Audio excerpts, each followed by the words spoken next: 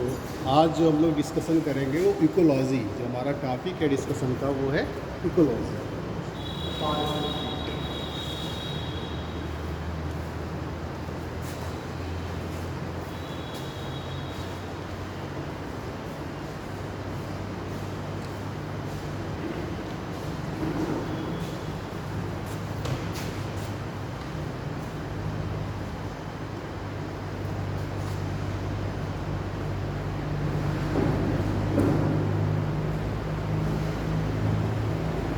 पारिस्थितिकी आज हमारा लोगों का डिस्कशन का टॉपिक है और इसके अंतर्गत हम सबसे पहले जो इसकी मीनिंग एंड डिफिनीशन है आज लोग परिभाषा के बारे में बात करेंगे।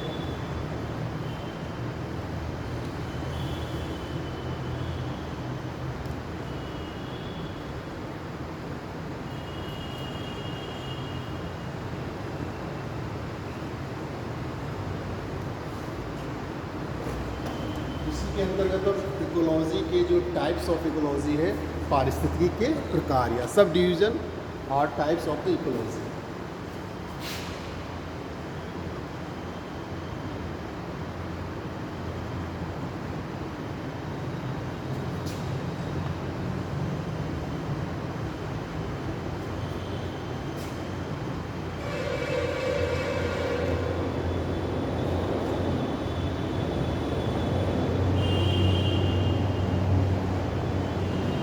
हमारा दूसरा जो टॉपिक रहेगा वो इकोलॉजिकल प्रोडक्टिविटी का रहेगा, पारिस्थितिकी उत्पादन।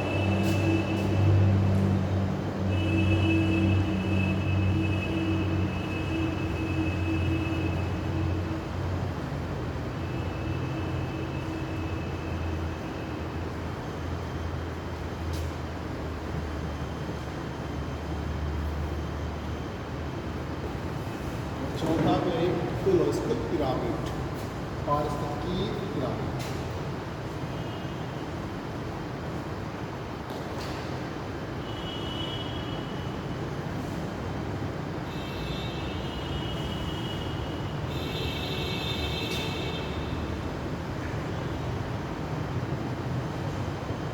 लास्ट में इकोलॉजिकल नीचे, पारिस्थितिकी का विभाग।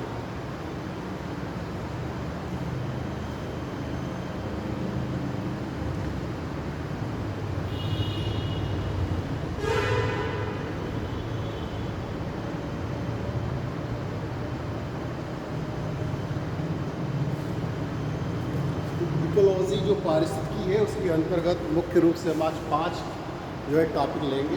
एक meaning and definition of ecology, पारिस्थितिकी की अर्थ और परिभाषा। दूसरा है सब डिवीजन और टाइप्स ऑफ इकोलॉजी। तीसरा है ecological productivity and ecological pyramid and ecological clustering. तो बारी बारी से हम इस पर बात करते हैं। तो वास्तव में पारिस्थितिकी है क्या? पारिस्थितिकी जो है वो आप देख रहे हैं कि जो इंग्लिश वर्ड है इकोलॉजी, उसका पर्याय है, उसका सिनोनिम है। और ये ग्रीक वर्ड जो है, ग्रीक भाषा के 2 शब्दों ओइकोस एंड लोगोस से मिलकर बना। Greek word oikos plus logos. Ecology जो पारिस्थितिकी है वो आपके इंग्लिश वर्ड इकोलॉजी का सिनोनिम है, पर्याय है।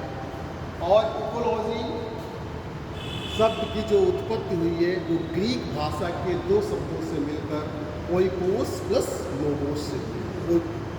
ओइकोस मीन्स होता है हैबिटेट, निवास या ड्वेलिंग। लोगोस मीन्स होता है टू स्टडी, अध्ययन। Logos means to study. इसके मतलब पारिस्थितिकी में हम निवास का अध्ययन करते हैं। पारिस्थितिकी में हम निवास का अध्ययन करते हैं। लेकिन हमने बताया था कोई भी चीज़ है वो अपना उसका इंडिपेंडेंट जो है अस्तित्व नहीं है। किसी भी तत्व या किसी भी चीज़ का अपने आप में स्वतंत्र रूप से उसका कोई अस्तित्व नहीं है। तो आप यहाँ पर निवास का अध्ययन करेंगे तो निवास का जो अध्ययन करेंगे वो किसी के संदर्भ में। ऐसे तो नहीं कह दिया जाएगा आपको निवास का अध्ययन करिए तो आप निवास शब्द से कोई आप जो है अर्थ नहीं निकाल पाए। तो यहाँ पर जीवों के निवास से, मतलब जीवों के निवास का जो अध्ययन होता है वो पारिस्थितिकी कहलाता है। अब आप देखिए, एक शब्द हमने यूज़ किया हैबिटेट, इसकी जगह हम सेटलमेंट भी सब यूज कर सकते थे निवास के लिए, लेकिन हमने वर्ड हैबिटेट यूज़ किया है। तो हैबिटेट और सेटलमेंट में जो होते हैं वो थोड़ा सा डिफरेंस है। हैबिटेट जो होते हैं वो आपके नेचुरल हैबिटेट होते हैं, यानी प्राकृतिक आवास होते हैं।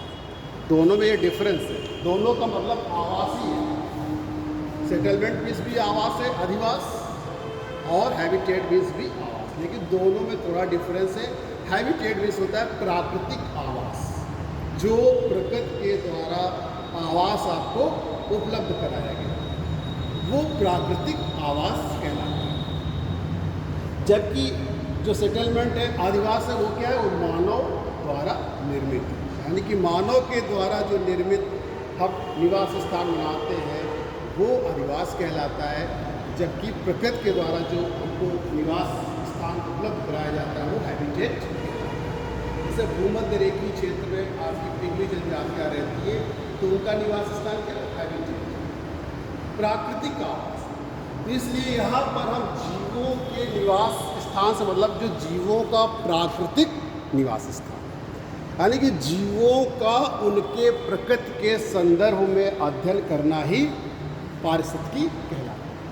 यहाँ पर अब जो निवास की बात कर रहे हैं, हैबिटेट की बात कर रहे हैं, वो मीन्स पर्यावरण की बात कर रहे हैं। इसकी बात कर रहे हैं, इन्वायरमेंट की बात कर रहे हैं, पर्यावरण की बात कर रहे हैं। तो जीवों का अपने पर्यावरण के संदर्भ में अध्ययन करना ही पारिस्थितिकी कहलाता है।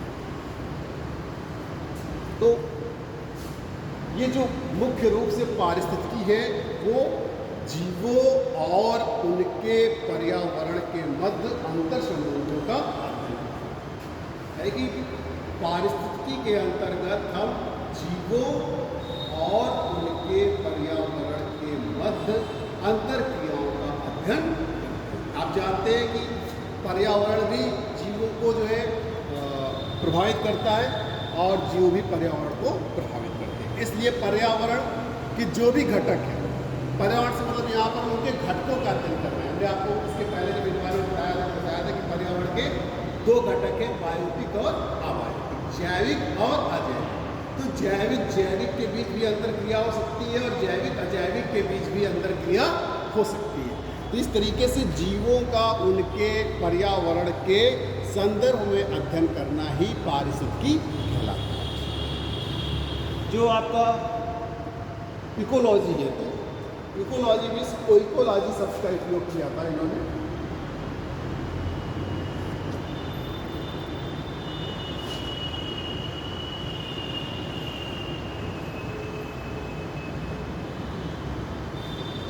जो हमारे जर्मन प्राणी शास्त्री थे, जर्मन जूलॉजिस्ट थे, अर्नेस्ट हैकेल, उन्होंने सबसे पहले 1869 में 1869 इस शब्द का प्रयोग किया। कोई German zoologist Ernst Haeckel use the term ecology firstly in 1869। सर्वप्रथम 1869 में जो है, जो हमारे जर्मन के प्राणी शास्त्री थे अर्नेस्ट हैकेल, उन्होंने इकोलॉजी शब्द का प्रयोग किया और उन्होंने पारिस्थितिकी को बताया था कि पारिस्थितिकी जैविक जो ऑर्गेनिज्म है हमारा जीव मीन्स बायोटिक एंड जो अबायोटिक है भौतिक पर्यावरण, यानी जीवों और भौतिक पर्यावरण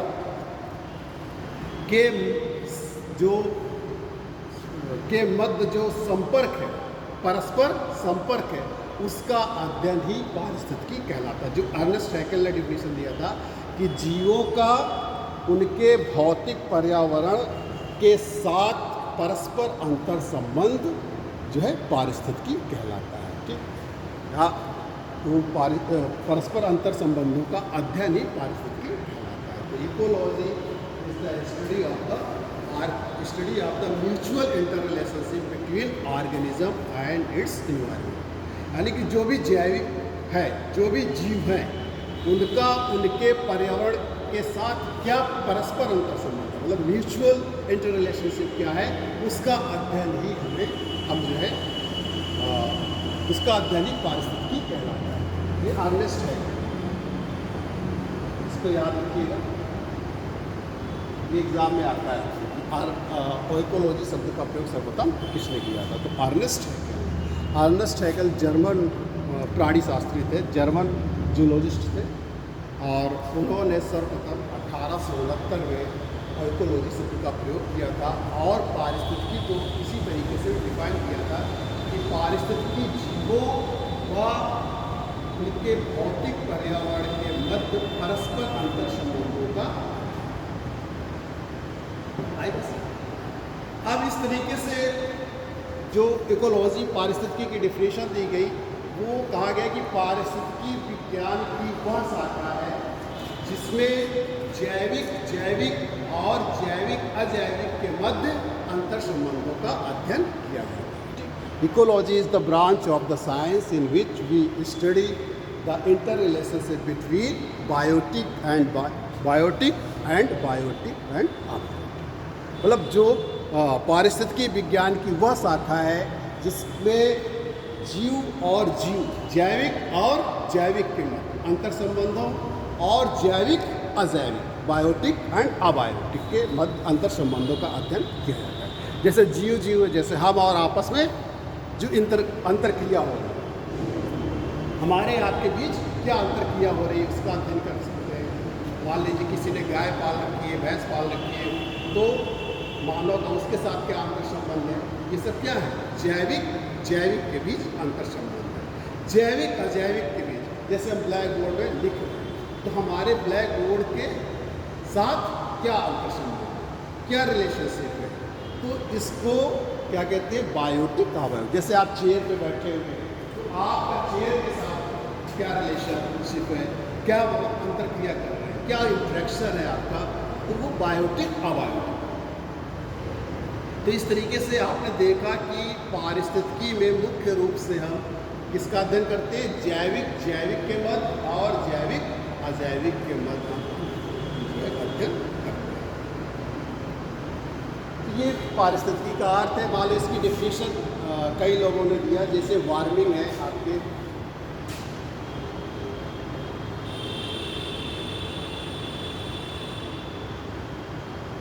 वार्मिंग ने जो डेफिनेशन दिया पारिस्थितिकी की, वो उन्होंने बताया कि जीवों का उनके पर्यावरण के संदर्भ में अध्ययन ही पारिस्थितिकी।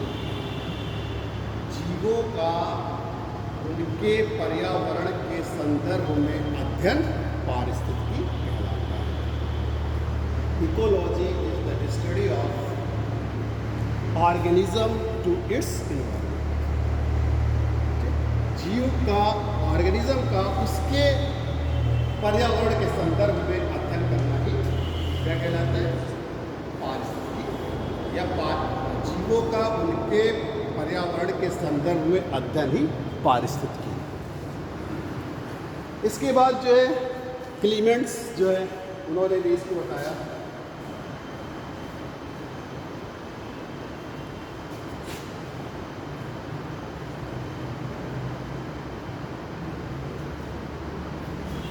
इन्होंने बताया कि पारिस्थितिकी जैव समुदाय का विज्ञान। पारिस्थितिकी जैव, इन्होंने बताया था कि जैविक और जैव व उसके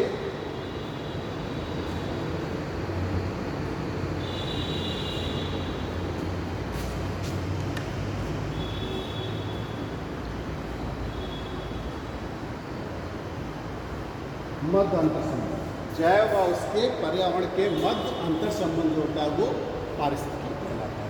क्लीमेंट्स ने कहा था कि जो हमारा जैव समुदाय है, जो तो जैव समुदाय, पारिस्थितिकी जैव समुदाय का विज्ञान।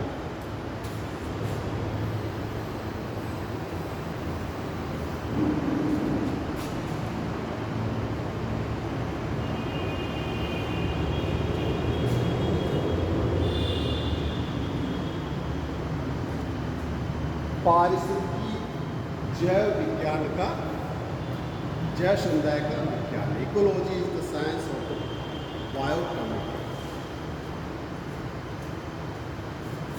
Organic community. अब इसी में आगे चलकर जो है क्लीमेंट्स के बाद जो है आपके एल्टन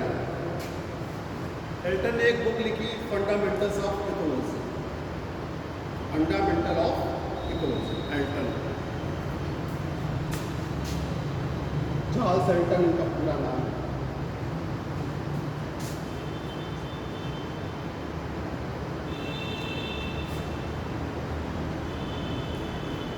फंडामेंटल ऑफ इकोलॉजी, पारिस्थितिकी के मूल तत्व, फंडामेंटल ऑफ इकोलॉजी। अब जो इन्होंने डिफिनीशन किया, उन्होंने कहा कि पारिस्थितिकी जो है प्रकृति की संरचना व कार्य का, पारिस्थितिकी प्रकृति की संरचना व कार्य का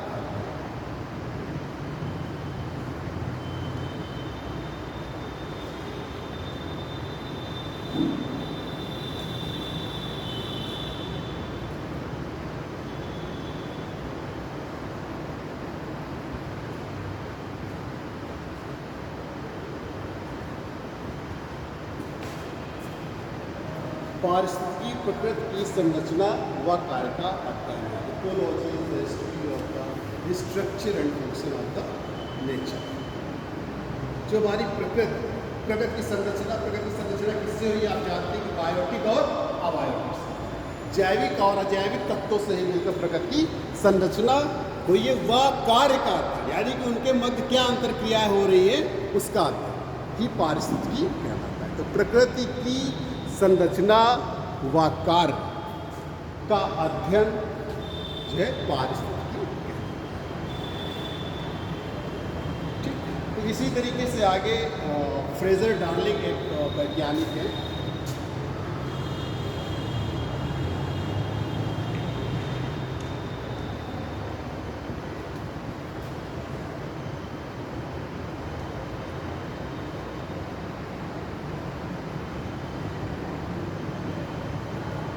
इन्होंने थोड़ा सा पारिस्थितिकी की परिभाषा को और विस्तृत किया।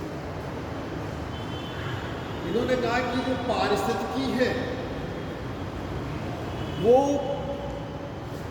संपूर्ण पर्यावरण, अभी तक तो हम जो ले रहे थे एक तरीके से फिजिकल इन्वायरमेंट ले रहे हैं, जो अभी ये जो चर्चा हो रही थी सब वो किसकी चर्चा हो रही थी, फिजिकल इन्वायरमेंट, जो हमारा भौतिक पर्यावरण पाया जा रहा है। क्योंकि शुरू में अपने आपको बताया था कि फिजिकल ज्योग्राफी ज़्यादा हावी थी भौगोलिक अध्ययन में, जो भी भौगोलिक विचार आते थे तो उसमें जो फिजिकल चीज़ों को ज़्यादा ध्यान रखा जाता था, नेचुरल प्राकृतिक चीज़ों का ज़्यादा ध्यान रखा था।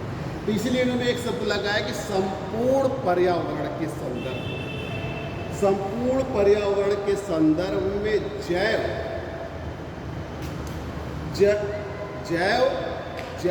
के मध्य आपसी अंतरक्रिया व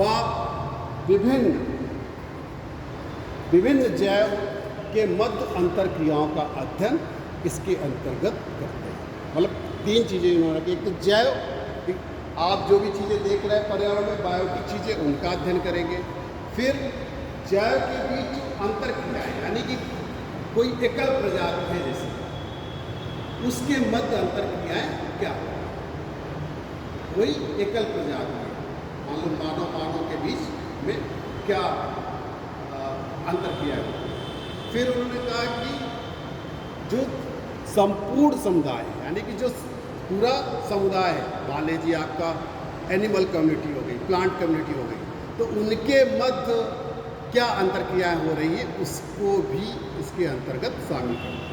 तो यहाँ पर थोड़ा सा उन्होंने पारिस्थितिकी की परिभाषा को, पारिस्थितिकी के क्षेत्र को विस्तृत किया कि संपूर्ण पर्यावरण के संदर्भ में जैव और जैव के आपसी अंतरक्रियाओं व जैव के मध्य अंतरक्रियाओं का अध्ययन ही पारिस्थितिकी है।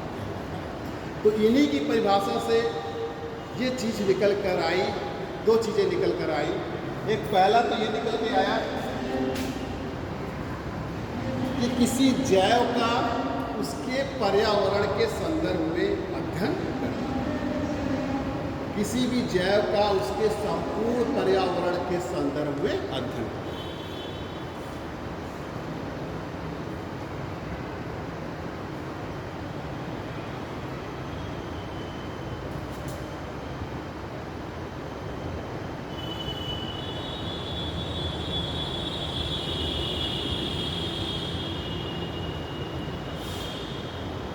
और दूसरी चीज़ ये निकल कर आई कि जो है अंतर्जाति, मतलब कोई प्रजाति है तो उसमें आपस में क्या अंतर संबंध, यानी कि एकाकी प्रजाति के मध्य और जो पूरी हमारी कम्युनिटी है, समुदाय है पूरा, उसके मध्य अंतर संबंध होगा।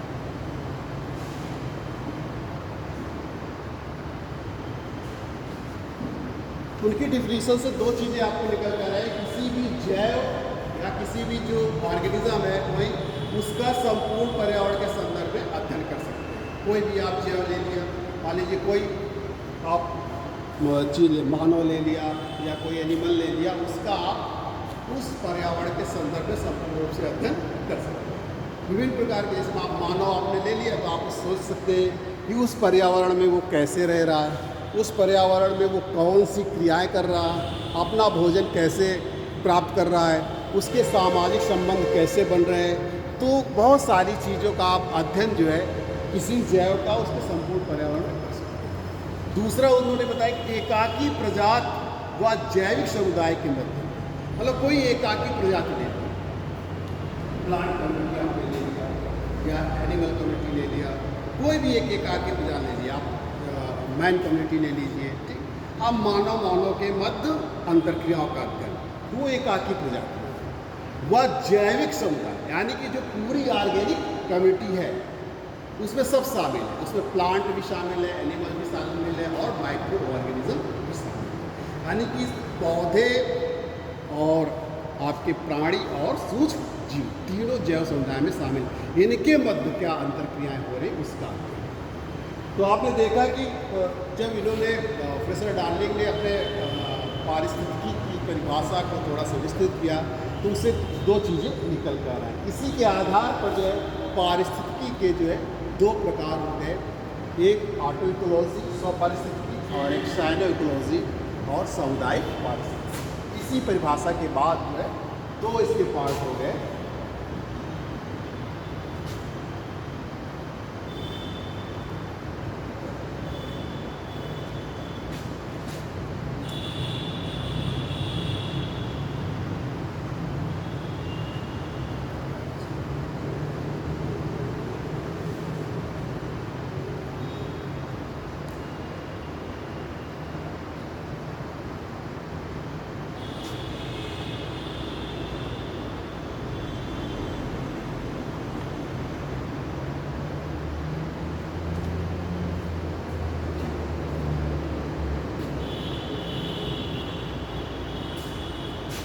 एक ऑटो इकोलॉजी स्वपारिस्थितिकी और दूसरा साइनो इकोलॉजी समुदाय या सामुदायिक पारिस्थितिकी। मेन बात उस परिभाषा को इसीलिए आप इनका डिस्क्राइब कर रहे थे कि आपको बताना चाह रहे थे कि उस पारिस्थितिकी के फिर दो, एक ऑटो इकोलॉजी स्वपारिस्थितिकी है, साइनो इकोलॉजी सामुदायिक के समुदाय पारिस्थितिकी। एग्जाम में आता है, IAS में भी पूछा गया, PCS में भी पूछा गया, दोनों चीज़ें कि स्वपारिस्थितिकी क्या होती है और समुदाय पारिस्थितिकी क्या है।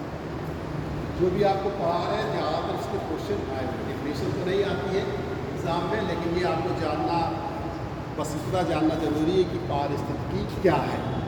तो पारिस्थितिकी तो हमने आपको बताया जैसे कि पारिस्थितिकी विज्ञान की वह शाखा है जिसके मध्य जैविक और जैविक अजैविक के मध्य अंतर संबंधों का अध्ययन किया। इसके बाद ये कि क्वेश्चन पूछा जाता है कि सबसे पहले ऑर्गेनोलॉजी शब्द का प्रयोग किसने किया था, तो अर्नेस्ट हेगल आपको बताना है। फिर इसके बाद ये दो चीज़ें आपको जानना जरूरी है, ऑटो इकोलॉजी है, साइनो इकोलॉजी। स्वपारिस्थितिकी एंड समुदाय पारिस्थितिकी या इसको सामुदायिक पारिस्थितिकी भी।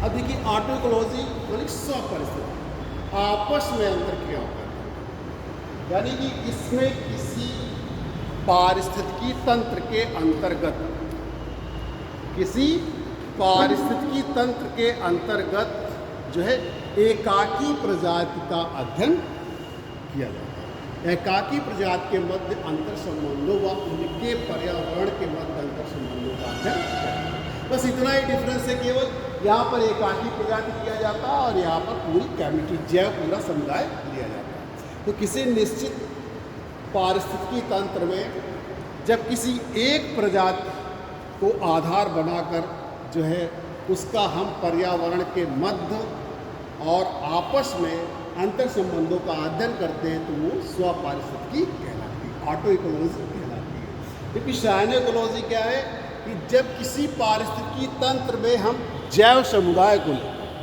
पूरे जैव समुदाय को लेकर उसके मध्य आपस में व पर्यावरण के साथ अंतर संबंधों का अध्ययन करते हैं तो वो स्व पारिस्थितिकी कहलाती है। एग्जाम में बहुत बार पूछा गया, 10वीं बार पूछा गया, ध्यान रखिएगा दोनों में अंतर एग्जाम में आता है कि स्व पारिस्थितिकी और समुदाय पारिस्थितिकी। PCS में भी कई बार पूछा गया है और IAS में भी कई बार पूछा गया है।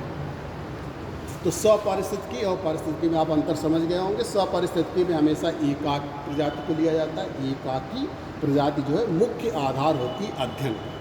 और बात वही है कि किसी पारिस्थितिकी तंत्र, कोई एक पारिस्थितिकी तंत्र ले लेते हैं तो उस पर हम जैविक आधार जो होता है उसकी जगह एकाकी प्रजाति लेते हैं, उसका पर्यावरण के मध्य व आपस में अंतर संबंधों का अध्ययन जो होता है वो स्व पारिस्थितिकी कहलाता है। जबकि जब किसी पारिस्थितिकी तंत्र में जो है पूरे समुदाय को, पूरी बायोटिक कम्युनिटी को हम लेते हैं और उसमें आपस में और पर्यावरण के साथ उनका अंतर संबंध होता है। वैसे पर्यावरण जब हम शब्द ले लेते हैं कि उनका पर्यावरण के साथ अंतर संबंधों का अध्ययन, तो उसमें दोनों चीज़ें आ जाती हैं, आपस में भी आ जाता है, ठीक। तो जैसे क्योंकि पर्यावरण के तो सभी कंपोनेंट हैं, बायोटिक और अबायोटिक, जैविक और अजैविक। हम जो ये बार बार कहते हैं कि जैविक अजैविक जैविक अजैविक, तो उसमें पर्यावरण में दोनों चीज़ें शामिल। अगर हमने कह दिया कि जैव समुदाय का उसके पर्यावरण के साथ अध्ययन, तो इसका मतलब कि जैविक का जैविक के साथ भी अध्ययन हो गया और जैविक का अजैविक के साथ भी अध्ययन हो गया। तो ये हमारा स्व पारिस्थितिकी और समुदाय पारिस्थितिकी का। अब हम आगे देखते हैं पारिस्थितिकी के प्रकार। हाँ, एक चीज़ और बता दें, बार बार टर्म्स यूज करते हैं और करेंगे भी कि पारिस्थितिकी तंत्र, अभी हमने कहा कि किसी खास या किसी निश्चित पारिस्थितिकी तंत्र में, ठीक, एकाकी प्रजाति का उसके पर्यावरण के साथ अध्ययन जो होता है वो क्या कहलाता है? स्व पारिस्थितिकी। तो वास्तव में है क्या है कि इकोलॉजी शब्द अगर यूज किया गया है कि जैविक और अजैविक, जैविक के बीच जो अंतर संबंध होते हैं उनके अध्ययन करने के लिए अगर हम आपसे कह दें कि आप जाइए जैविक और जैविक के बीच अंतर संबंध करके हमको लाइए कि क्या क्या अंतर क्रियाएँ हो रही, तो आप वे एक अनिश्चितता रहेगी कि कहाँ पर हम जाएँ, कहाँ पर अध्ययन करें, जाके रहेगा कि भाई कहाँ पर हम चले जाएँ, कोई कहीं जाएगा कोई कहीं जाएगा। लेकिन अगर इसी को हम एक निश्चित कर दें, कह दें कि मान लीजिए इस इंटर कॉलेज में जो है आप जैविक और जैविक अजैविक के मध्य अंतर संबंधों का अध्ययन की, तो आप आसानी से करेंगे। या कह दें किसी तालाब में जाइए, जैविक और जैविक के मध्य अंतर संबंधों का अध्ययन कर रहे हैं। या कोई आपको कह दे बांदा शहर में आप अध्ययन करिए, तो आप कर लेंगे। क्यों? क्योंकि अब आपको एक निश्चित सीमा क्षेत्र मालूम हो गई है कि हमको कहाँ पर अध्ययन करना है। ऐसे तो आपको मालूम नहीं कोई कहाँ चला जाए, कोई कहाँ चला जाए। तो वास्तव में जो ये इकोलॉजी पारिस्थितिकी है उसका हम कहाँ पर अध्ययन करेंगे, इसकी जो एक निश्चित सीमा होती है, निश्चित क्षेत्र होता है, उसी को हम पारिस्थितिकी तंत्र कहते हैं, इको सिस्टम कहते हैं। आपको एक तंत्र दे दिया गया, आपको एक तंत्र उपलब्ध करा दिया गया, आपको एक निश्चित सीमा बता दिया गया कि इसके अंतर्गत आपको अध्ययन करना है। वो पारिस्थितिकी तंत्र छोटा भी हो सकता है और बड़ा भी हो सकता है। कहते हैं कि कोई आम का पेड़ है, इस पे आप जो है पारिस्थितिकी का अध्ययन करिए, तब आप कर लेंगे। भले वो छोटा है, गौशाला का अध्ययन करिए, लेकिन अगर कह दिया जाए कि पूरा जैव मंडल भी हमारा एक पारिस्थितिक तंत्र हो सकता है, अगर कह दिया जाए कि पूरे बायोस्फीयर में कीजिए तो भी क्या है। लेकिन इस समय आपको मालूम है कि हमको कहाँ पर अध्ययन करना है, यानी कि वो सिस्टम, वो तंत्र, वो निश्चित सीमाएँ मालूम है। तो ये पारिस्थितिकी तंत्र जो है वो किसी निश्चित भू क्षेत्र को धारण करने वाली आधारभूत कार्यशील भौगोलिक इकाई है। फिर से सुनिएगा, पारिस्थितिकी तंत्र किसी निश्चित भू क्षेत्र को धारण करने वाली आधारभूत कार्यशील भौगोलिक इकाई। हमने क्या कहा? भू क्षेत्र को धारण करने वाली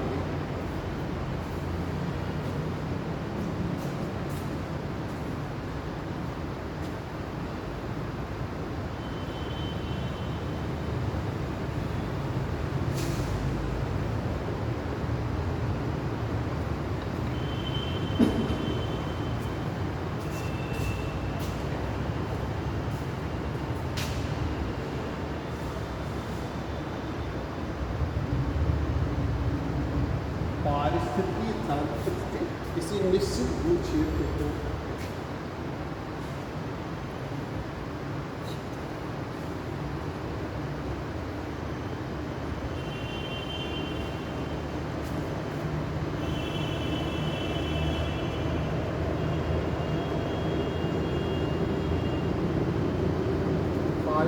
किसी निश्चित भू क्षेत्र को धारण करने वाली आधारभूत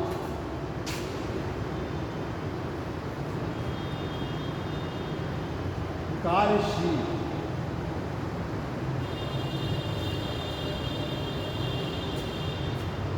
आधारभूत कार्यशील भौगोलिक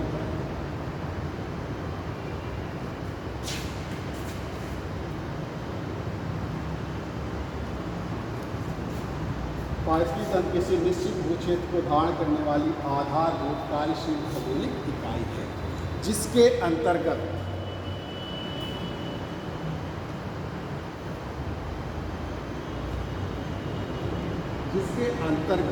जैविक व अजैविक संघटकों के कुल समुच्चय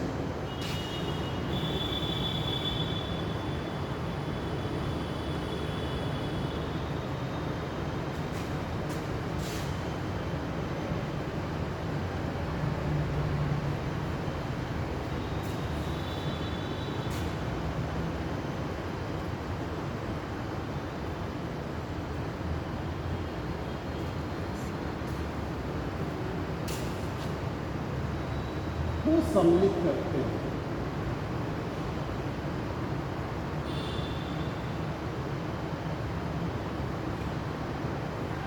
तथा प्रति इकाई समय व प्रति इकाई क्षेत्र, जब किसी निश्चित समय व निश्चित प्रति इकाई समय व क्षेत्र, प्रति इकाई क्षेत्र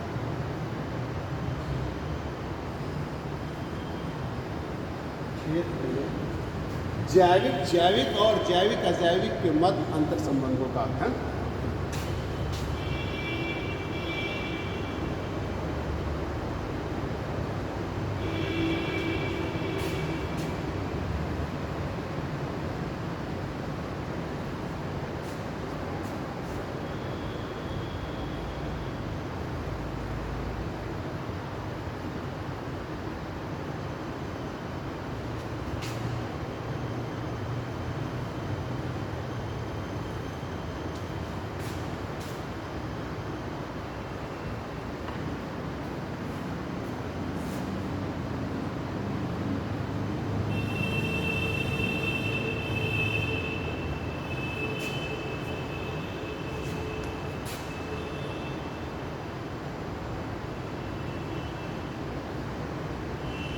अंतर संबंधों के अध्ययन को सम्मिलित करते हैं या करते हैं, जो भी आप देख सकते हैं दोनों से।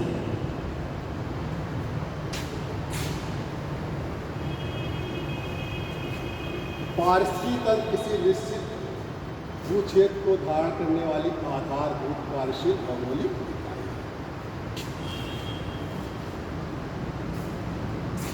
आप इसमें ये देखिए कि क्या लिखा हुआ है, किसी निश्चित भू क्षेत्र, यानी कि भू क्षेत्र उसका निश्चित है। जैसे हमने कह दिया किसी तालाब का, या कह दिया बजरंग इंटर कॉलेज का आधारभूत कार्यशील भौगोलिक इकाई, यानी कि उसका ज्योग्राफिकल एरिया है, भौगोलिक क्षेत्र है इसका, और ये आधार आपको प्रदान कर रही है किस लिए कि उस पर्यावरण में, उस क्षेत्र में जैविक और अजैविक के मध्य क्या अंतर क्रियाएं हो रही है, क्या कार्य हो रहे हैं। इसीलिए इसको कहा गया है पारिस्थितिकी तंत्र किसी निश्चित भू क्षेत्र को धारण करने वाली आधार क्या करती है, हमको आधार प्रदान करती है। नहीं तो हम कहाँ अध्ययन करते जाके। हमने कहा कि जैविक और जैविक अजैविक के मध्य अंतर संबंधों का अध्ययन करना है, तो उसके लिए क्या है, एक आधार दिया उसने। हमने कह दिया कि बजरंग इंटर कॉलेज पारिस्थितिकी तंत्र है, वहाँ पर आप अध्ययन कीजिए, तो उसने आपको आधार प्रदान कर दिया। किस चीज़ का आधार, कि यहाँ पर जो कार्यशीलता हो रही है, यानी कि जो यहाँ पर कार्य हो रहे हैं, इंट्रैक्शन हो रहे हैं, उनके लिए आधार दिया, उनके अध्ययन के लिए इसने आधार प्रदान किया। इसके अंतर्गत जैविक और अजैविक संगठनों के कुल समुच्चय, यानी कि जितनी भी चीज़ें इस पारिस्थितिकी तंत्र में है, यानी बजरंग इंटर कॉलेज में है, मान लीजिए उसमें जैविक अजैविक कोई भी चीज़ है, प्रत्येक चीज़ को हम उसमें इसके अंतर्गत शामिल किया, उसका कुल समुच्चय, यानी कि हर चीज़ को हमने शामिल कर दिया। जैविक चीज़ों में चाहे पंखा हो, चाहे चेयर हो, चाहे आपकी जो भी चीज़ें आपको दिख रही हैं वो अबायोटिक में हो गई। जैविक में जो भी चीज़ें हैं, जो भी आपको जितने भी लोग यहाँ पर दिख रहे हैं, सब चीज़ उसके अंतर्गत आ गई। इसीलिए इसमें कहा गया कि जैविक और अजैविक संगठनों के कुल समुच्चय को सम्मिलित करते हैं और साथ ही उनके मध्य अंतर्क्रियाओं के अध्ययन को भी सम्मिलित करते हैं, उनके मध्य अंतर्क्रियाओं का अध्ययन। तो अब आप समझ गए होंगे कि पारिस्थितिकी तंत्र वास्तव में पारिस्थितिकी के लिए आधार, एक लाइन उसकी इसी बात को क्लियर कर रही है कि आप पारिस्थितिकी का अध्ययन कैसे करेंगे। जैसे आपने कहा कि जैविक और जैविक अजैविक के मध्य अंतर संबंधों का अध्ययन करना है, तो इसके लिए क्या चाहिए, आपको एक आधार चाहिए, एक निश्चित भौगोलिक क्षेत्र चाहिए, तभी तो वहाँ पर जो क्रियाशीलता है, जो अंतर क्रियाएँ हो रही है, उसका अध्ययन कर पाएंगे। इसीलिए कहा गया कि पारिस्थितिक तंत्र किसी निश्चित भू क्षेत्र को धारण करने वाली आधारभूत कार्यशील इकाई।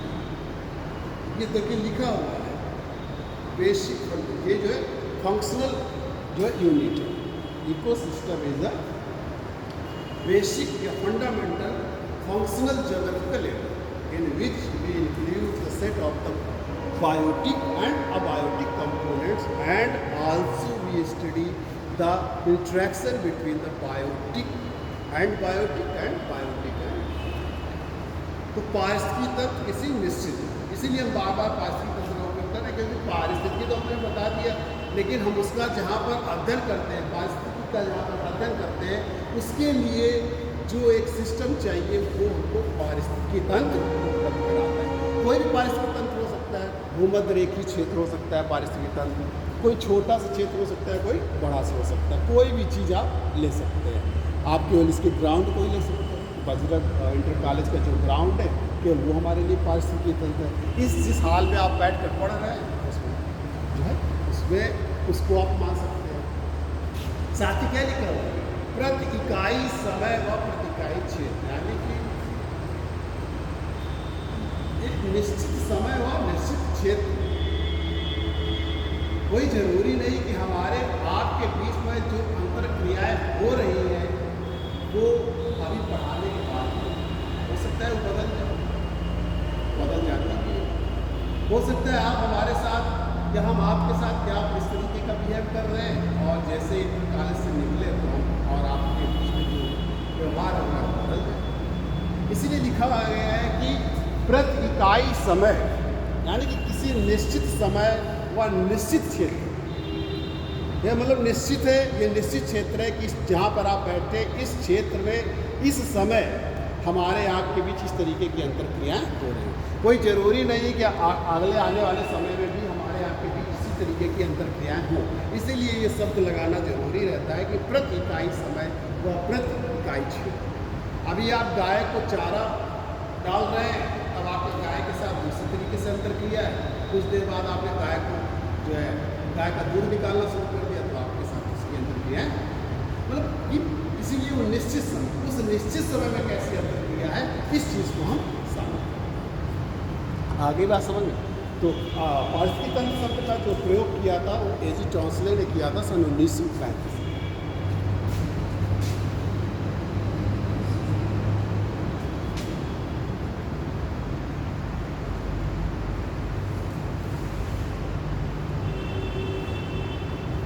आता है एग्जाम में, बहुत पूछा जाता है पारिस्थितिकी तंत्र शब्द का प्रयोग से होता किसने, एजी टॉन्सले ने किया।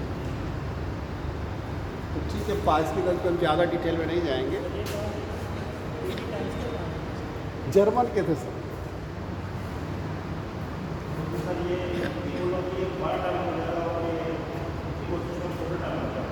इकोलॉजी का ही अध्ययन करने के लिए, पारिस्थितिकी का ही अध्ययन करने के लिए तंत्र चाहिए, तो पारिस्थितिकी तंत्र तो निश्चित रूप से छोटा हो जाएगा। हम उसके अंदर अगर इकोलॉजी नहीं हो तो इकोसिस्टम कैसे है, तो हम इकोलॉजी, अब चूँकि पारिस्थितिकी तंत्र में पूरा एक टॉपिक है, अब लेकिन चूँकि हम यहाँ पे पारिस्थितिकी की बात कर रहे हैं तो पारिस्थितिकी आज आपको बताएंगे। अगर नेक्स्ट टाइम इकोसिस्टम मिलेगा पढ़े तो इकोसिस्टम फिर आपको डिटेल में बताएंगे। अभी हम है दोनों एक ही चीज़ें मिलती जुलती, क्योंकि हमने बताया कि पारिस्थितिकी तो एक ब्रांच है साइंस की जिसमें मुख्य रूप से, और जब उसी को एक सिस्टम के रूप में ले लेते हैं उसकी, जैसे ये आपकी सब क्या है पारिस्थितिकी, जो आप नेचर देख रहे हैं प्रकृति को क्या है सब पारिस्थितिकी है, लेकिन हमने निश्चित कर दिया कि ये बजरंग इंटर कॉलेज के अंदर की बात है, वो पारिस्थितिकी बस इतना पाया, क्योंकि हम एक साथ अध्ययन, हम भ्रमित रहेंगे कि हमको कहाँ अध्ययन करें। पारिस्थितिकी में जो मुख्य रूप से हम अध्ययन करेंगे वो कहाँ करेंगे, हाँ, एक तरीके से पारिस्थितिकी सैद्धांतिक और इकोसिस्टम जो है आप एक व्यवहारिक होगा। अब हम पारिस्थितिकी के प्रकार की बात करें, ये आपने समझ लिया ठीक। तो पारिस्थितिकी तंत्र किसी निश्चित भू क्षेत्र को धारण करने वाली आधारभूत कार्यशील इकाई होती है, जिसके अंतर्गत जैविक और अजैविक संगठनों के कुल समुच्चय को सम्मिलित किया जाता है एवं प्रति इकाई व प्रति क्षेत्र, प्रति इकाई समय व प्रति क्षेत्र में, प्रति इकाई क्षेत्र में जैविक और जैविक अजैविक के मध्य अंतर संबंधों का अध्ययन किया। कितनी बात आपकी आ रही।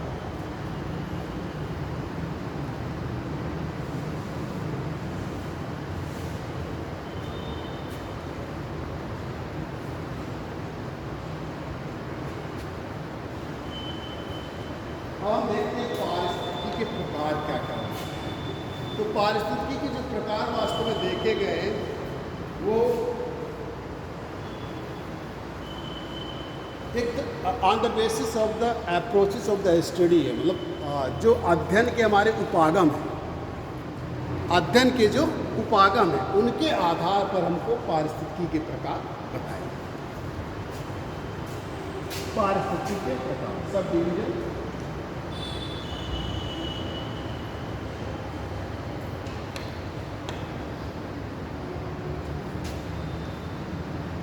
इसी को क्षेत्र या फिर विभाग की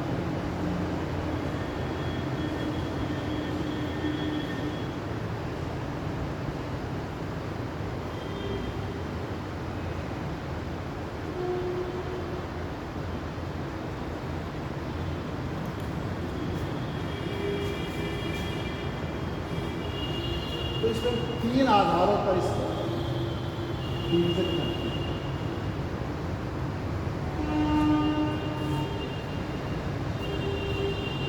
पहला हमारा जो आधार है, पहला आधार जो है हमारा वो टैक्सोनॉमिक एफिनिटीज़ है, मतलब जो हमारा वर्गीकरण विषयक सजातीयता के आधार पर, वर्गीकरण विषयक सजातीयता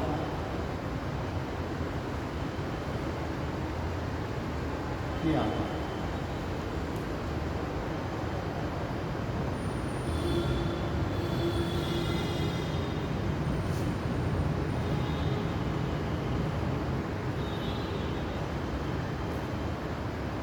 on the basis of the taxonomy activities, जो अब वर्गीकरण विषय, क्योंकि पहले बात होती थी जब अप्रोचेज होता था पारिस्थितिकी के अध्ययन का, तो मुख्य रूप से हमारे पर्यावरण में क्या पाए जाते थे, जीव पाए जाते थे, यानी कि बायोलॉजी का अप्रोच हमने लिया। किसका अप्रोच लिया? जीव विज्ञान। उसी में दो भाग हो गए, एक हम वनस्पति विज्ञान का अध्ययन करते हैं और एक जो जंतु विज्ञान का अध्ययन करते हैं। तो उसी के आधार पर इसको हमने दो भागों में बांटा, एक प्लांट इकोलॉजी और दूसरा एनिमल इकोलॉजी।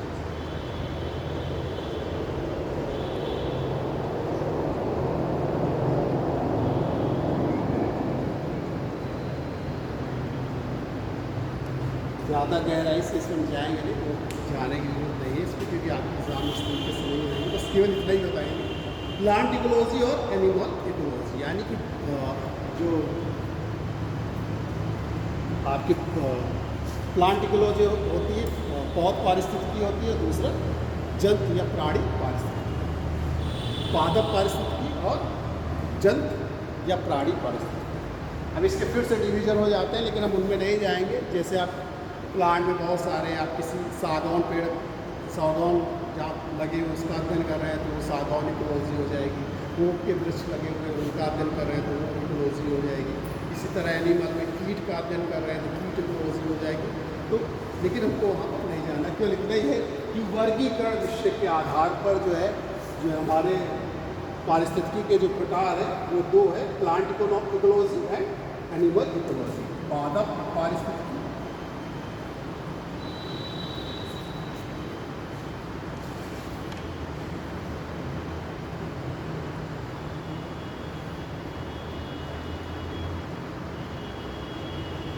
यहाँ तक एग्जाम में आता है, उसके टॉपिक होता है। दूसरा है on the basis of the habitat, उनके निवास के आधार पर।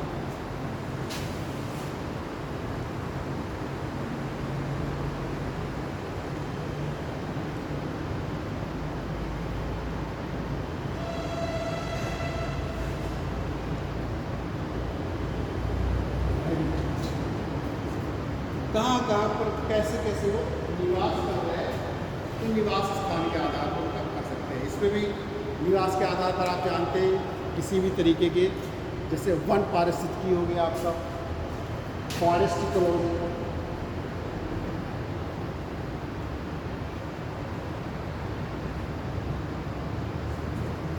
इसी तरीके से आपका सागरी पारिस्थितिकी, समुद्री पारिस्थितिकी हो गया, ताजे जल की पारिस्थितिकी हो गया,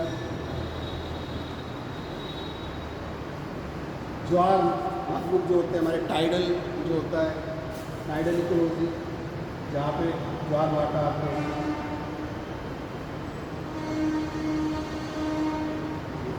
ग्रासेस, घास की पारिस्थितिकी हो गई। इस तरीके से उनके निवास, जहाँ पर वो निवास है उनका, उसके आधार पर।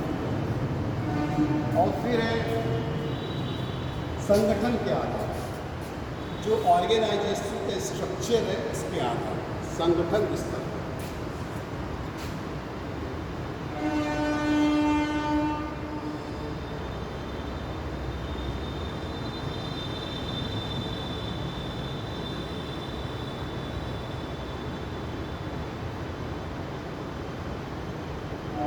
On the basis of the organisation level,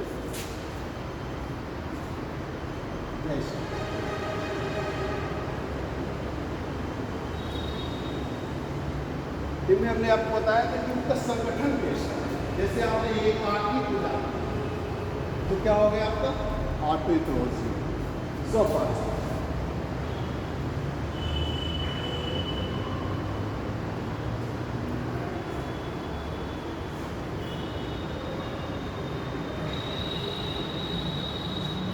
फिर इसी में पूरे आपने कमेटी को ले लिया, जैव कमेटी को ले लिया, तो सामुदायिक पारिस्थितिकी, जिसको हम लोग सैनिक बोलते हैं।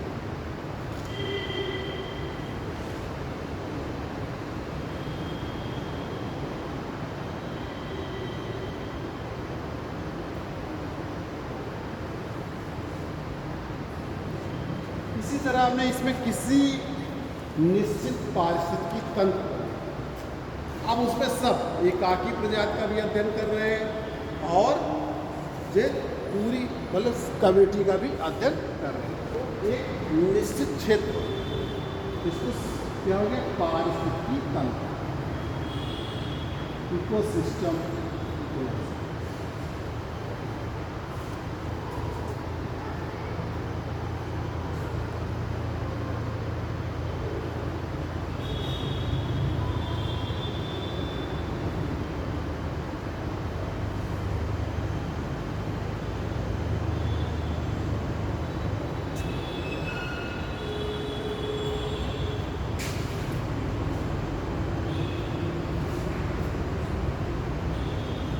तीन तरीके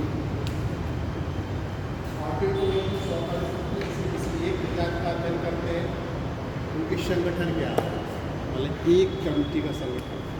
फिर सामुदायिक साइनोइकोलॉजी, जिसमें पूरे समुदाय को, पारिस्थितिकी तंत्र, जिसमें किसी पारिस्थितिकी के अध्ययन के लिए क्षेत्र हमारा निश्चित है, जैसे हमने कह दिया किसी तालाब में। तो इस तरीके से ये पारिस्थितिकी के प्रकार है या उपक्षेत्र। फिर है नेक्स्ट हमारा पारिस्थितिकी उत्पादकता, इकोलॉजिकल प्रोडक्टिविटी।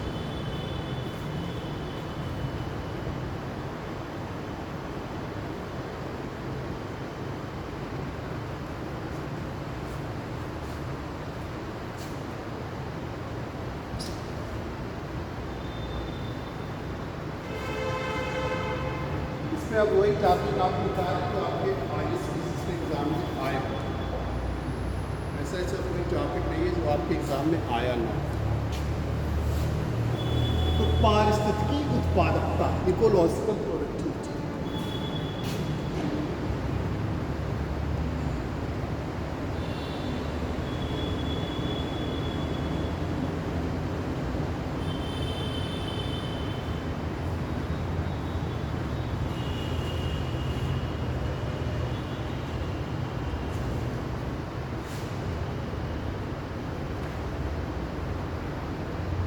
आप जानते हैं कोई भी सिस्टम है, कोई सिस्टम है, तो बिना उसमें ऊर्जा के जो है वो संचालित नहीं हो सकता, उसमें ऊर्जा का प्रवाह हो। और हमने आपको एक जब इन्वायरमेंट पढ़ा रहे थे तो आपको बताया था कि सोलर एनर्जी जो होती है वो मुख्य रूप से हमारे पारिस्थितिकी तंत्र का क्या है, वाहक बल।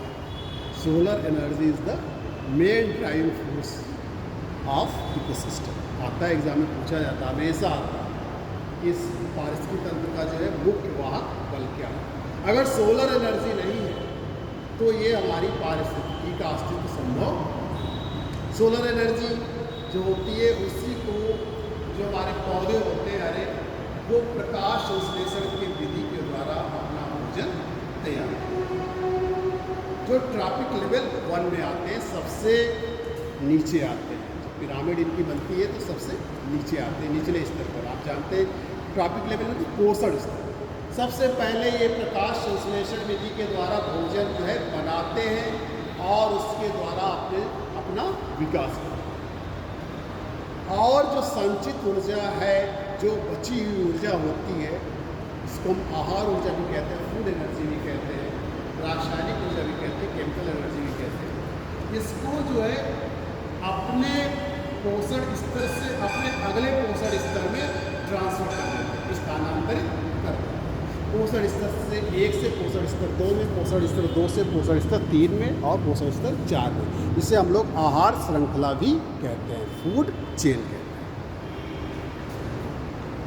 तो वास्तव में वो हरे पौधे जो होते हैं वो प्रकाश संश्लेषण विधि के द्वारा अपना भोजन बनाते हैं और अपने को या अपना विकास करते हैं।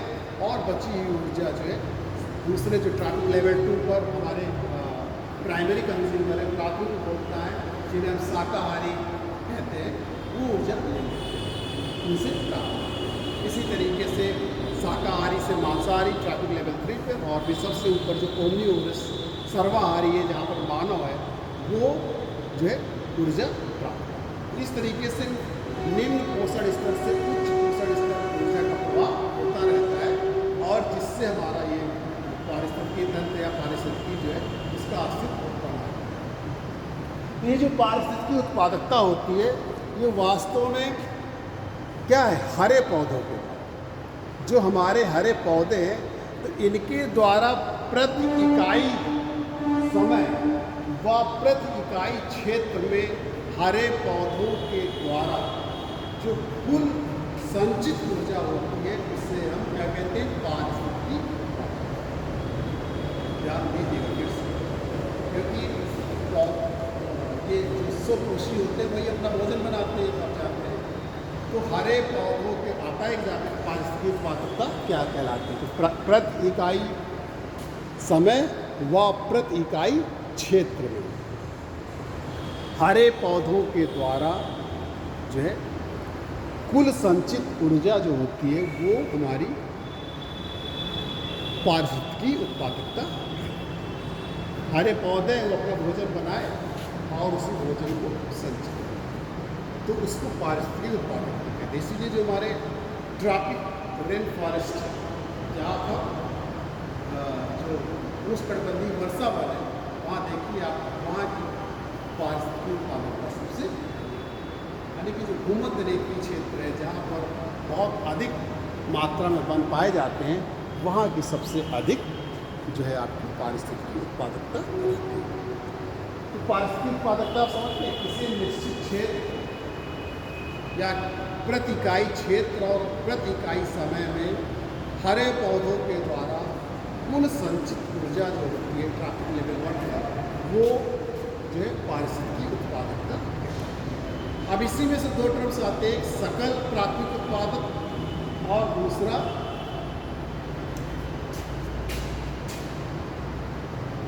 सकल प्राथमिक उत्पादक।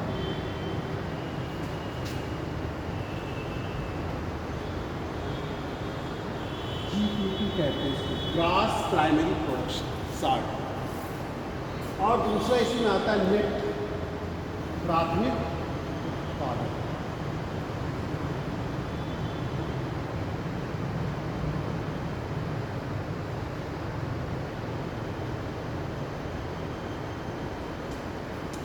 इसको बोलते हैं नेट प्राइमरी प्रोडक्शन।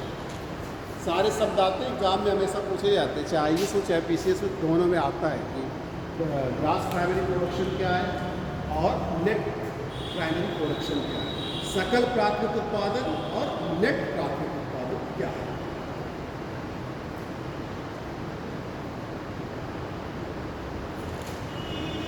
और इसी में एक तरफ सब पूछा जाता है बायोमास। ये तीनों चीज़ें इसी से रिलेटेड है, मैं बता देता हूँ। बायोमास या इसको जैव भार,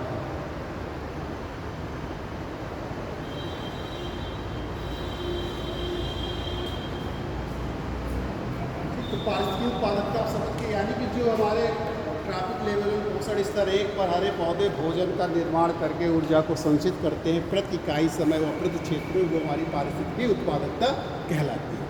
अब इसमें दो शब्द आ जाते हैं, सकल प्राथमिक उत्पादन ग्रॉस प्राइमरी प्रोडक्शन और दूसरा नेट प्राइमरी प्रोडक्शन। तो ग्रॉस प्राइमरी प्रोडक्शन मतलब सकल, यानी कि कुल, यानी कि हरे पौधों के द्वारा प्रति इकाई समय और प्रति इकाई क्षेत्र में जो ऊर्जा का उत्पादन किया गया है उससे हम क्या कहते हैं, सकल प्राथमिक उत्पादन, ग्रॉस प्राइमरी। जैसे इसका नाम ही ग्रॉस, जैसे आप इकोनॉमिक्स से सुनते हैं GDP, gross domestic production, net domestic production,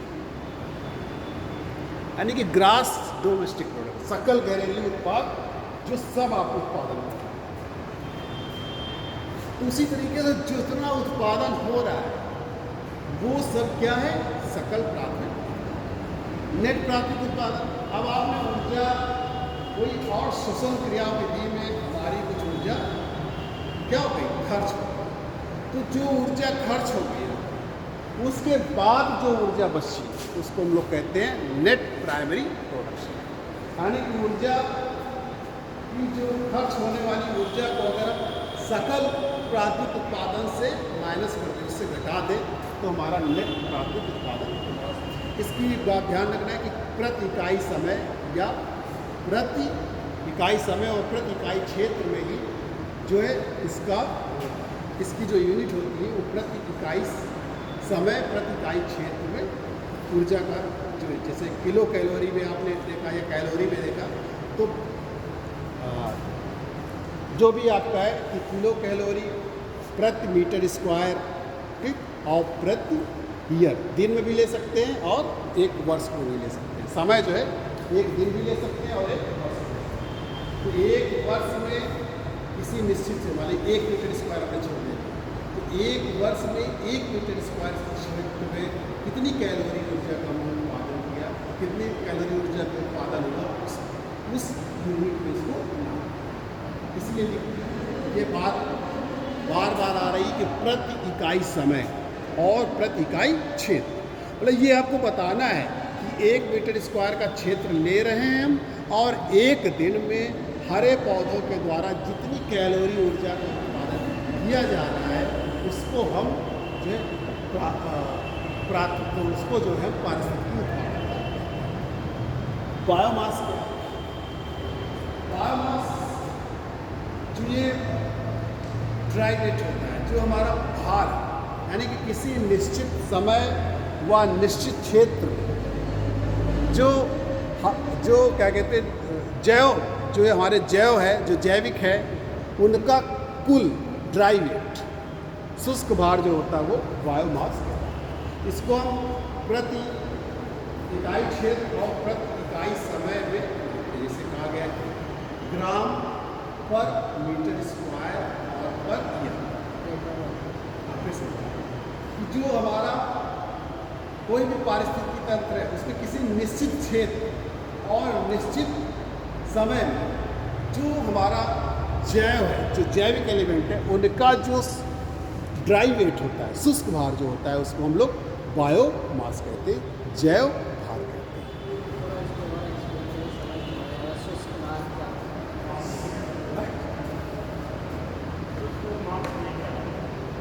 मास तो देखिए द्रव्यमान, जैसे कोई भी चीज़ें हैं तो उनका वेट क्या है, भार क्या है। मास और भार में डिफरेंस होता है। हाँ, मास भार में डिफरेंस होता है थोड़ा सा। जब आप जी भी ले लेते हैं उसके साथ में तो भार हो जाता है, वेट हो जाता है, मास आपका द्रव्यमान कहता है। लेकिन यहाँ पर जो दिया गया है सामान्य रूप में, जैसे हम द्रव्यमान, हाँ, जैसे हम आपसे पूछते हैं कि आपका वेट कितना है, आप तुरंत बता देते हैं 73-74 kg, जबकि वो आपका द्रव्यमान रहता है।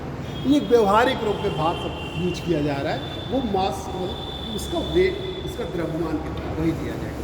मास मतलब वही है, जैसे आप हिंदी में, इंग्लिश में देखिए बायोमास सिखा गया, लेकिन हिंदी में जैव भार है।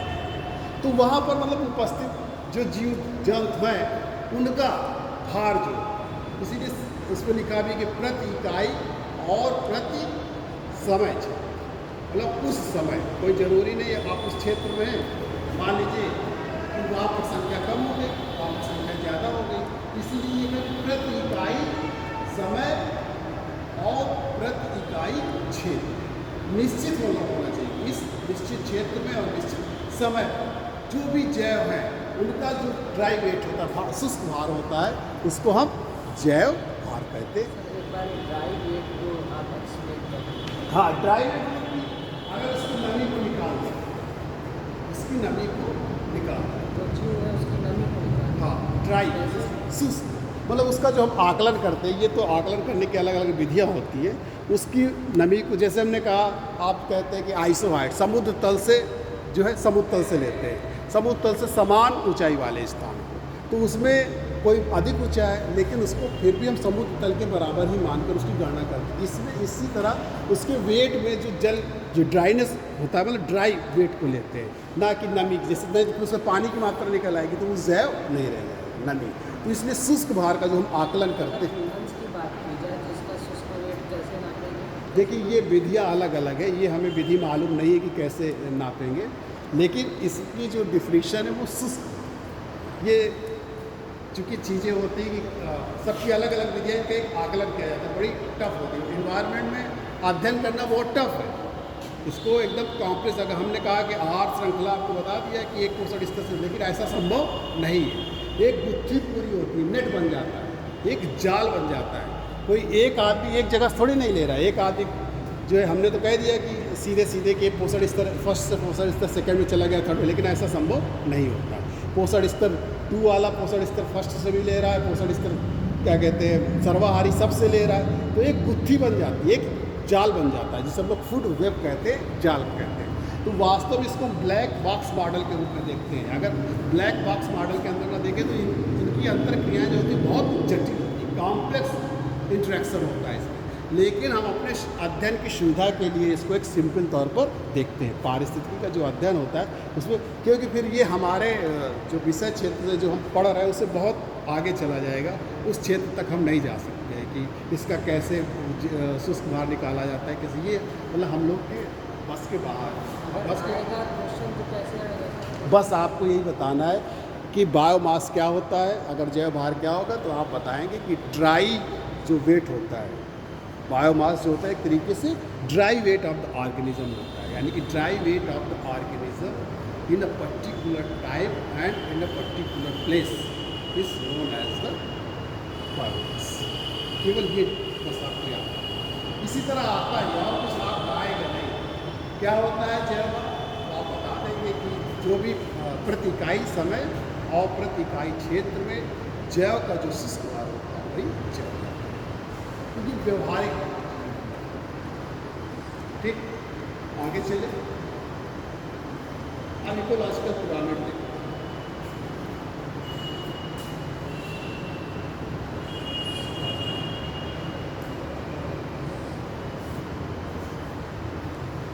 पारिस्थितिकी पिरामिड,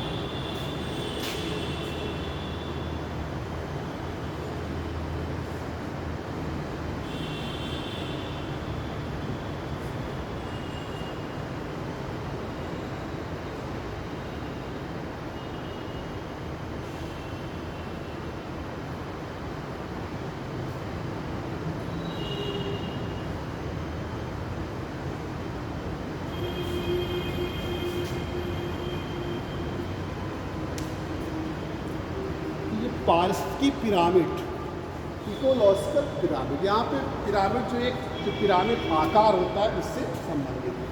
तो जैसे पोषण स्तर फर्स्ट से, पोषण स्तर 1 से, यानी कि निम्न पोषण स्तर से उच्च पोषण स्तर के साथ, या निम्न पोषण स्तर से बढ़ते उच्च पोषण स्तर के साथ जो है जीवों की संख्या और जैव व ऊर्जा की उपलब्धता और उसकी उपयोगिता में जो ह्रास होता है, जो नाश होता है, वो एक पिरामिड में आता है।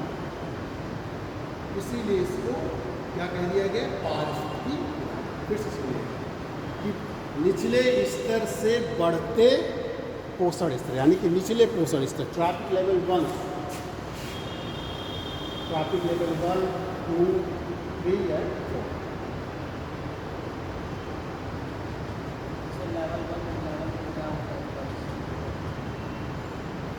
ये पोषण स्तर होते हैं। ट्रॉपिक लेवल यानी कि जिस पोषण स्तर पर, यानी कि यहाँ पर ट्रॉपिक लेवल पे आपके हरे पेड़ पौधे आते हैं, प्लांट्स आते हैं जो अपना भोजन स्वयं बनाते हैं, जिसे हम स्वपोषी कहते हैं।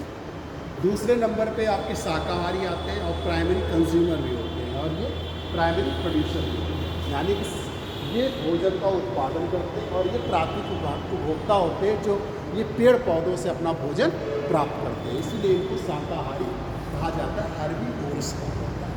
यानी कि ये शाकाहारी जीव जंतु जैसे गाय, भैंस, बकरी, इसका ट्रॉपिक लेवल 3 पर मांसाहारी आते हैं, जिन्हें हम लोग कार्निवोरस कहते हैं, मांसाहारी, जो ट्रॉपिक लेवल 2 से अपना भोजन प्राप्त करते हैं, जैसे शेर हुआ, चीता हुआ, ये सब शाकाहारी जंतुओं को अपना शिकार बनाकर अपना भोजन करते हैं। दांत तो दोनों चीज़ें खाता है, जाते हैं, रोटी भी खा लेता है।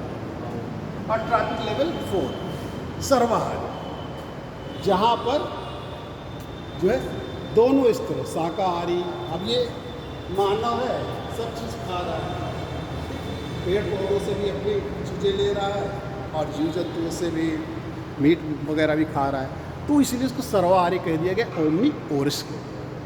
इस तरीके से ये पोषण स्तर है। और इसी तरीके से ऊर्जा, जब इन्होंने अपना भोजन स्वयं बनाया इसलिए उसको स्वपोषी कह दिया गया, और अपनी भोजन यानी कि अपना विकास करने के बाद जो बच्चा जब ये इनको खाए तो इससे इनमें ऊर्जा पहुँच गई, जब इनको ये खाए तो इससे ऊर्जा पहुँच गई, इसी तरह इसमें ऊर्जा पहुँची। इस तरह ऊर्जा का प्रवाह होता रहता है, एनर्जी फ्लो। अगर इकोसिस्टम पढ़ाएंगे तो फिर हम आपको डिटेल में पढ़ाएंगे कि कैसे क्या चीज़ें होती हैं। अगर टॉपिक मिला तो कल तो हमको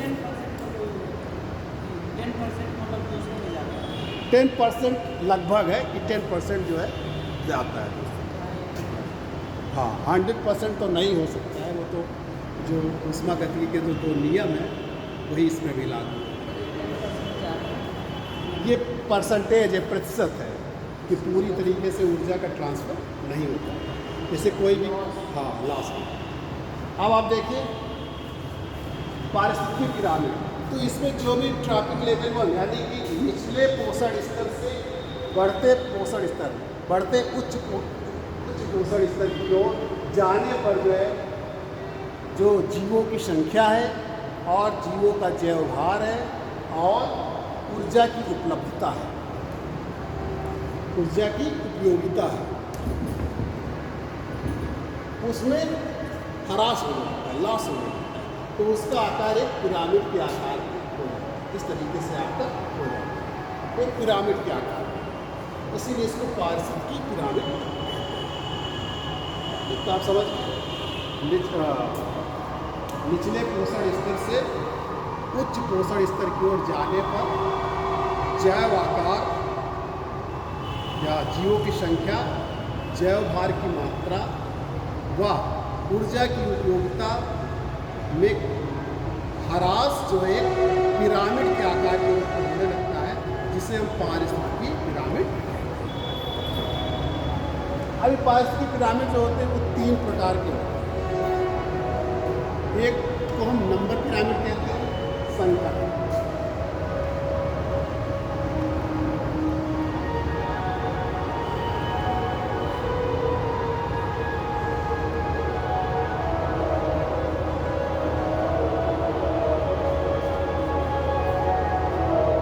केवल हम जब नंबर पिरामिड की बात करते हैं, संख्या पिरामिड की बात करते हैं, तो जीवों की केवल संख्या लेते हैं,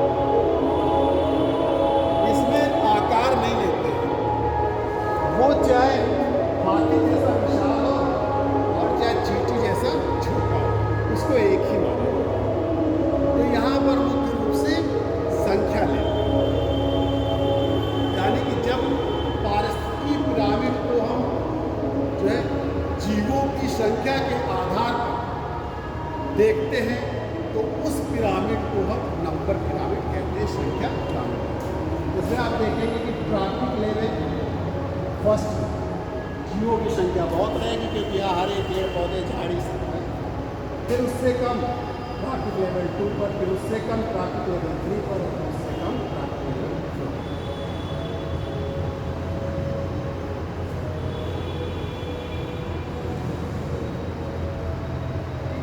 यहाँ पर आपके स्वपोषी हरे पौधे होते हैं, ये शाकाहारी, ये मांसाहारी।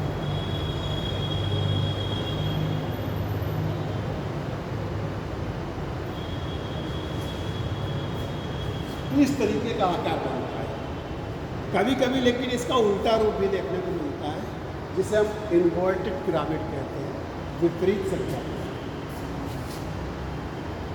अब आप देखिए कोई एक बहुत बड़ा पेड़ है, कोई एक बहुत बड़ा पेड़ है, कभी आप पुराना पेड़ देखिए बहुत बड़ा होता है, उस पर डिपेंड है शाकाहारी और मांसाहारी जो उस पर रह रहे हैं, उनकी संख्या उससे ज़्यादा है, क्योंकि पेड़ तो आकार में क्या है, केवल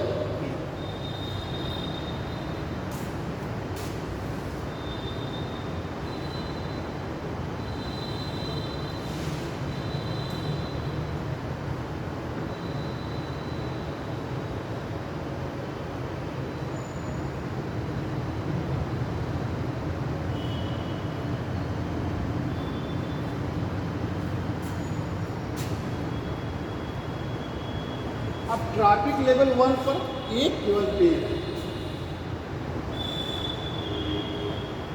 और शाकाहारी जीव जो रह रहे हैं उसमें वो उससे ज़्यादा है और मांसाहारी जो असंख्य छोटे छोटे जीव या जो इसमें जीव जंतु है वो इससे अधिक है।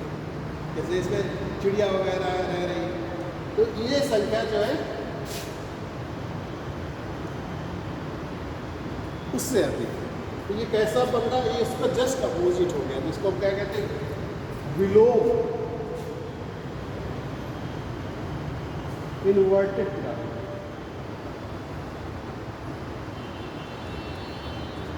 विलोम पिरामिड या प्रतिलोम पिरामिड ये ऐसा मिल सकता है लेकिन सामान्य रूप में ऐसा ही होता है क्योंकि प्राथमिक ट्रैफिक लेवल 1 पर जीवों की संख्या सबसे अधिक होती है, नंबर्स जो होते हैं और फिर धीरे धीरे बढ़ते जाते हैं। तो इस तरीके से आकार आता है। लेकिन अगर एक पेड़ को केवल ले लें तो इस तरीके से इन्वर्टेड पिरामिड भी देखने को आपको मिलता है। दूसरा है on the basis of the biomass, इसे हम लोग बायोमास पिरामिड।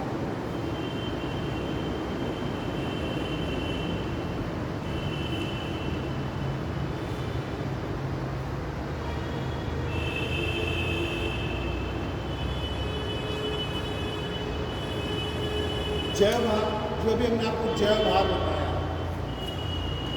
वो जैव भार जो होता है उसके आधार जब हम उसको मुख्य आधार बनाते हैं तो आपका जो जैव मास पिरामिड कहलाता है। इसमें भी नीचे चूँकि संख्या अधिक होती है तो उनका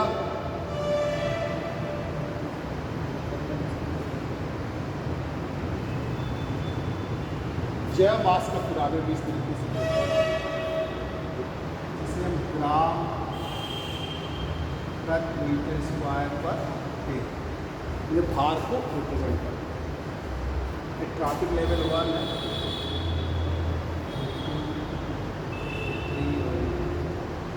क्योंकि जैसे जैसे जीवों की संख्या कम होती जाती है वैसे वैसे बायोमास भी कम होता है। तो निचले स्तर से जब ऊपर जाते हैं तो जैव मास बायोमास कम होता है। एक ही तरीके से केवल उसके नंबर्स को जोड़ते हैं, इसमें उसका वेट लेते हैं। और तीसरा है इसमें आपका एनर्जी की ऊर्जा की।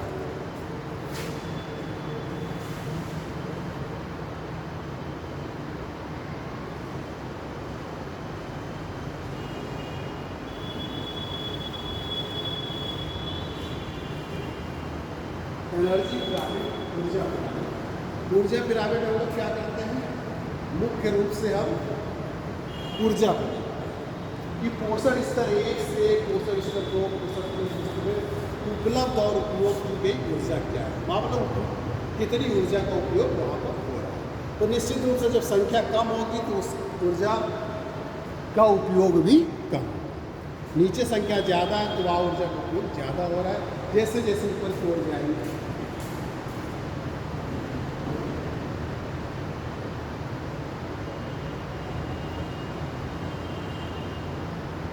इसको आप किलो कैलोरी पर मीटर स्क्वायर पर डे में आप देख सकते हैं।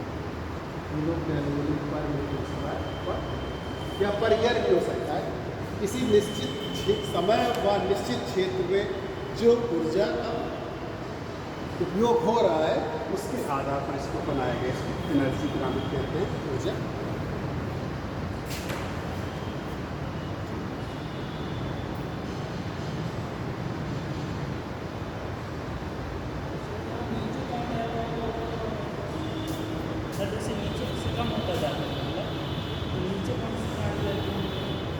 नीचे तो यही आप शुरू में जो है आपके हरे पौधे देखते हैं, वही सब में ट्रैफिक लेवल वही सब हरे पौधे जो है फर्स्ट में है।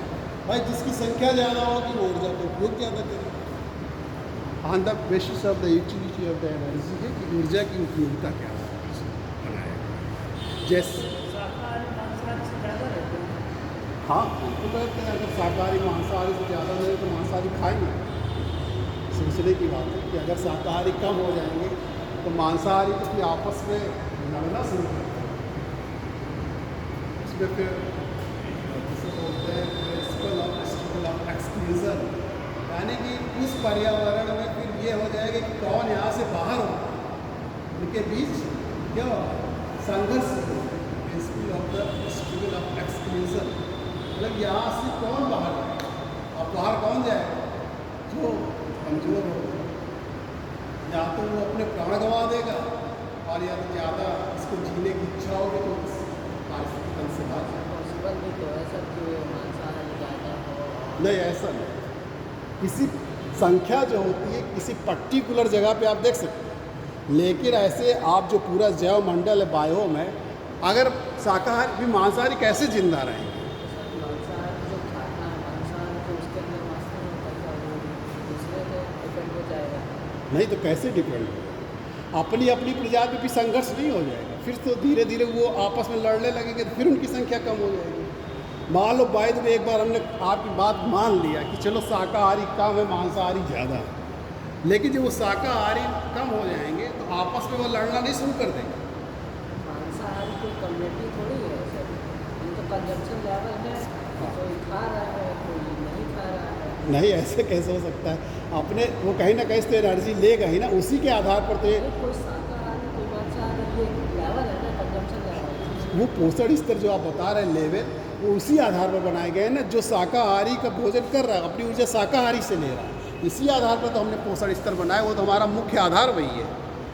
अगर हम उस स्तर को ही भूल जाएंगे, उस आधार को ही भूल जाएंगे तो फिर हमारे ट्रैफिक लेवल कैसे बनेंगे? जैसे बहुत से सर एग्जाम्पल्स हैं, जैसे बहुत से मनुष्य हैं, बहुत से लेकिन वो भी तो जो जिनको वो खाते हैं मनुष्य वो भी तो शायद हो सकता है मांसाहारी हो। नहीं तो ये बात थोड़ी नहीं, मांसाहारी हो सकते हैं, यहाँ संख्या की बात हो सकती है, हम ये थोड़ी नहीं कह रहे हैं वो हो सकते हैं मांसाहारी, वो खा सकता है मनुष्य उनको, लेकिन ये बात नहीं है कि वो संख्या में अधिक होंगे, ये बात हो रही है। ये अगर हो जाएगा तो बताए ना कि मांसाहारी अभी आपने कहा वो भी मांसाहारी हो जाएगा, तो मांसाहारी आपस में लड़ने लगेंगे तो फिर उनकी संख्या कम होगी, क्योंकि अपने अस्तित्व को बचाने के लिए फिर एक दूसरे को खाएंगे।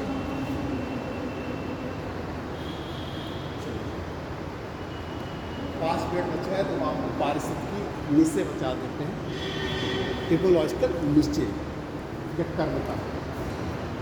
एक लाइन में कभी पूछा जाता है, लेकिन आपको जानना जरूरी है।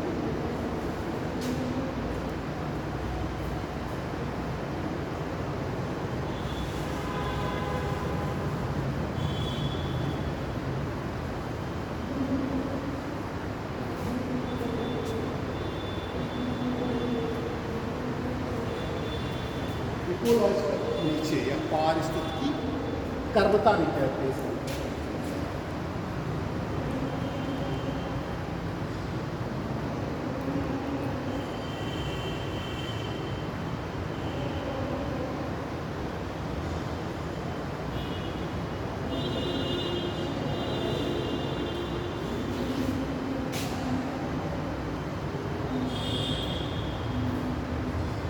पारिस्थितिकी नीचे पारिस्थितिकी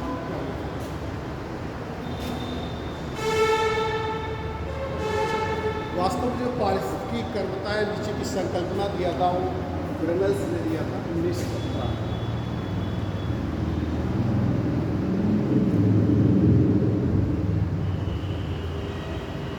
और इसका आगे चलकर विकास और संवर्धन जो है चार्ल्स डाल्टन ने किया था।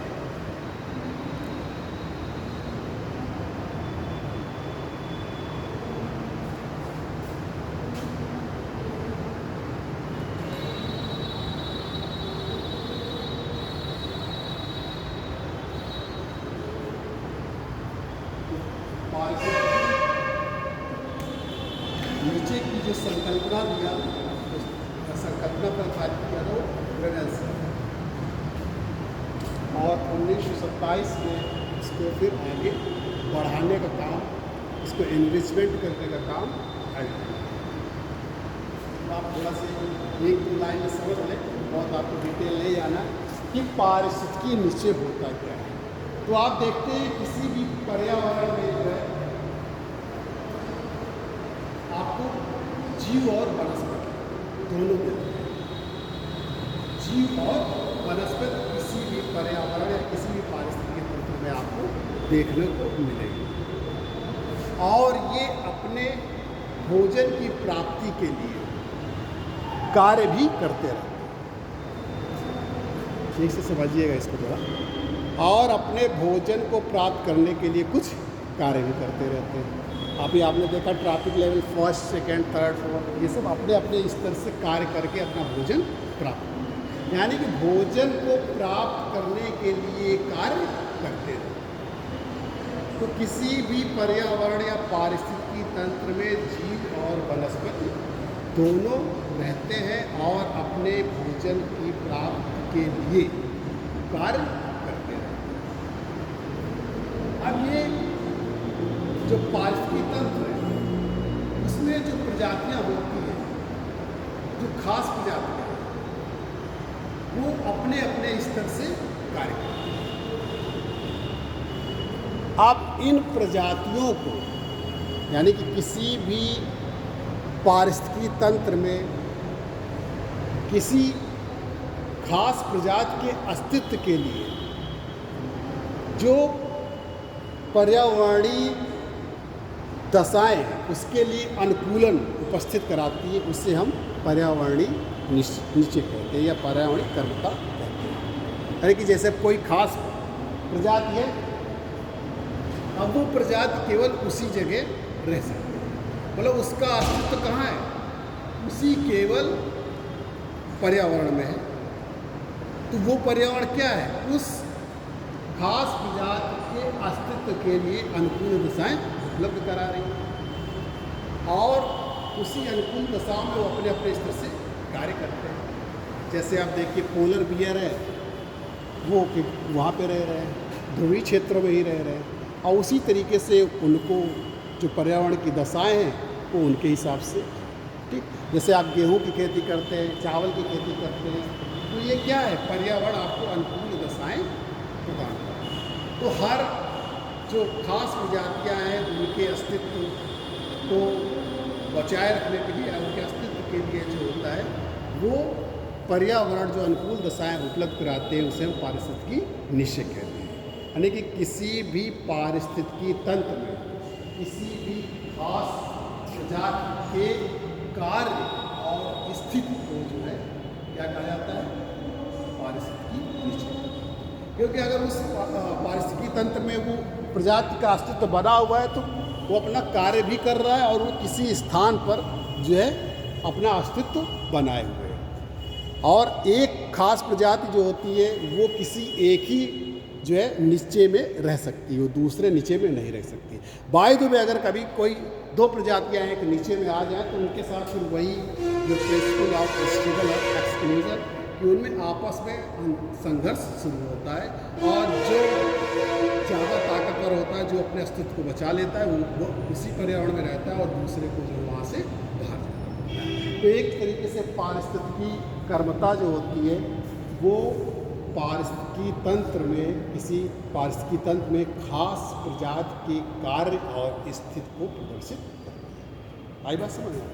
इस बात को आपको याद रखना, फिर से सुन लें कि पारिस्थितिकी कर्मता या नीचे, पर्टिकुलर नीचे कौन स्थान से है कि पारिस्थितिकी कर्मता मीन्स कार्य, पारिस्थितिकी तंत्र में किसी खास प्रजाति के द्वारा किया गया कार्य व उसकी स्थिति जो है पारिस्थितिकी कर्मता कहलाती है, इकोलॉजिकल नीचे। अब बताइए आपको समझ में आया कि नहीं? अगर कोई चीज़ आपको ना समझ में आई हो तो आप पूछ सकते हैं या कुछ भी पूछना चाहें। अभी पहले आप इस टॉपिक पर जी समय हो रहा है फिर आप बताइए। अगर इस चीज़ में आपको कोई चीज़ ना समझ में आई हो जो हमें आपको अभी पढ़ाए, पारिस्थितिकी जो हमने आपको 5 टॉपिक पढ़ाया,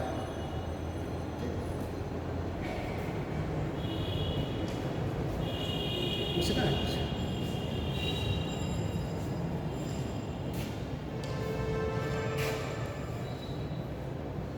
तो